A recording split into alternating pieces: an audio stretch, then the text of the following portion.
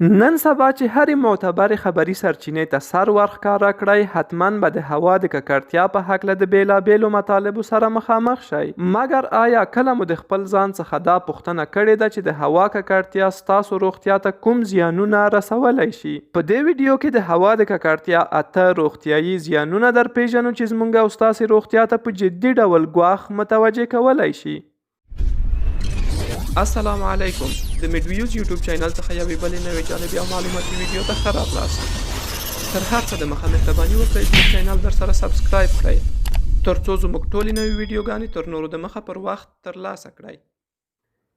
د نړۍ د ټول نفوس نږدې 90% خلک په هغه ساحاتو کې ژوند کوي چې د هوا د ککړتیا کچه یې د نورمال حد څخه لوړه ده. د هوا ککړتیا کولی شي چې د انسان د قلبي سیستم، تنفسي سیستم او عصبي سیستم ترڅنګ د مور په رحم کې په جنین باندې هم خورا زیاتې منفي اغیزې ولري.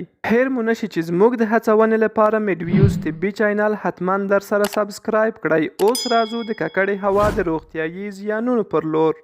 لومړی، د زړه حملات. څېړنو ښودلې ده چې د نړۍ په کچه د زړه د حملاتو 25% پیښې د ککړې هوا او یا د هغې سره د تړلي مسایلو له کبله رامنځته کیږي. د زړه د حملاتو څخه علاوه ککړه هوا کولی شي چې په زړه او رګونو کې د زیات شمیر ناروغیو د منځته راتلو لپاره زمینه هواره کړي. په همدې اساس ټول هغه خلک چې د ککړې هوا لرونکي چاپیریال کې ژوند کوي د زړه او رګونو د ناروغیو د لوړ خطر سره مخامخ دي، مګر په ځانګړي ډول هغه کسان د لوړ ګواښ سره مخامخ کیږي چې د مخکې څخه د زړه او رګونو ناروغۍ ولري. دوهم، د نفس تنګۍ حملات.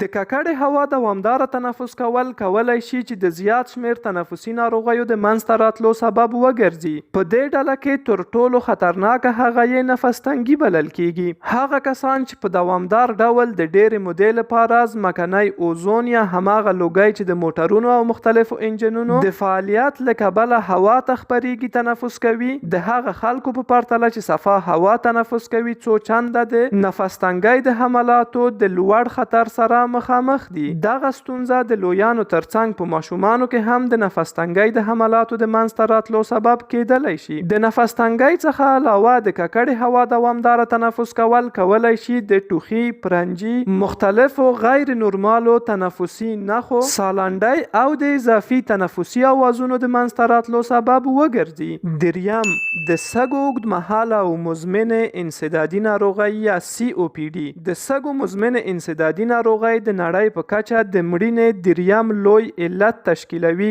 او د دې سره اړوند څېړنو دا ښودلې ده چې د COPD 43% پیښې د ککړې هوا د تنفس له امله رامنځته کیږي. د هغه څېړنې په اساس چې په 2019 کال کې په 3 لکه کسانو سرته ورسېدله چې عمرونه یې د 41 څخه تر 60 کلونو پورې ثابته شوه چې ټول هغه خلک چې د ککړې هوا په لرونکو ساحاتو کې ژوند کوي د COPD یا د سږو د مزمنو انسدادي ناروغیو د لوړ خطر سره مخامخ دي. د سږو په مزمنه انسدادي ناروغۍ کې سږي د وخت په تیریدو سره په تدریجي ډول د خپل نورمالې دندې د سرته رسولو وړتیا د لاسه ورکوي چې د هغې په پایله کې اغیزمن شخص ته ګڼ شمېر تنفسي ستونزې پیدا کیږي. دغه ستونزې د ستونزمن تنفس، ټوخي، بلغم، اضافي تنفسي اوازونو او د تنفس په نورماله بڼه کې د تغییر او د تنفس د سختېدلو په بڼه راڅرګندېږي. په همدې اساس دغه موضوع د نړیوال روغتیایي سازمان لخوا یوه خورا بوږنوونکې او د اندېښنې وړ ستونزه بلل شوې ده او داسې توصیه کیږي چې د دې ستونزې د مخنیوي لپاره باید په نړیواله کچه لازم تدابیر ونیول شي. د دې لپاره چې ویډیو زیاته اوږده او ستړي کوونکې نشي، د ککړې هوا د روغتیایي زیانونو په هکله د معلوماتو پاتې برخه د همدې لړۍ په 2مه ویډیو کې ستاسو حضور ته وړاندې کیږي. هیله ده چې د هغې ویډیو په لیدلو کې هم زموږ سره مل پاتې شئ. هیله ده چې ویډیو مو خوښه شوې وي. دا چې ویډیو مو تر پایه ننداره کړه، نړۍ مننه.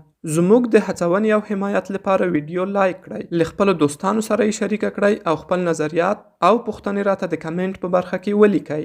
تر بیا لیدو مو په لوی الله سپارو. بریالي او سرلوړي اوسئ.